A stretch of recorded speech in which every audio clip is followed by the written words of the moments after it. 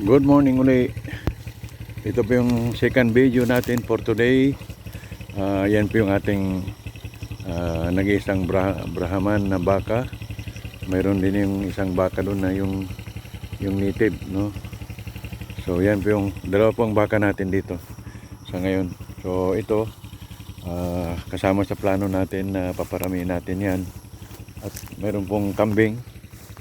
Yan sila, oh. Paparamihin din natin ito. So sana yung ano mo, iwain natin para makain mo. Ayan. Yan po yung kung tawagin na yung ano, yung lalaking ano, mandangan. Ito po yung anak ng isang kambing dito. Yan, kumakain siya, no. Iwain natin para yun, para makain niya. Yan. So binigyan ko sila ng langka. Then yun yung isa yung nanay nung ano. Ito po yung pinakamagandang ano rito, camouflage kung tawagin nila.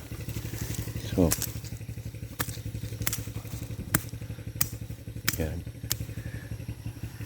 yan po. At tutuloy naman tayo dun sa lapitan natin yung ginawa ni Ustad na kapaliguan ng itik, no. So bukod doon sa tinayo nating tirahan ng itik, yan yung nakikita ninyo, gagawa din tayo ng isang bahay ng itik dito na malapit dito sa tubig. So ang plano natin dito, yung pong nakita niyo ay gagawin nating nursery, no, ng itik. Yung mga bagong dating, yung mga malaki na, pwede natin silang bitawan dito para maging malaya sila. At dito tayo mismo gagawa ng para sa mga mangingitlog na itik na ating kasama sa plano po natin. So yan po yung nakikita ninyo. Yan yung gagawin natin na kanilang lalangoyan. So hindi ka na gagawa ng artificial na swimming pool, no, para sa mga itik, kasi nandito na yung tubig dito sa amin.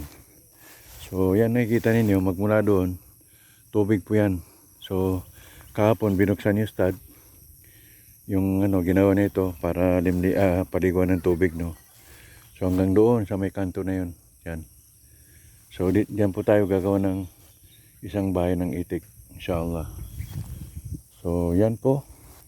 Maraming salamat guys, and see you for the next video.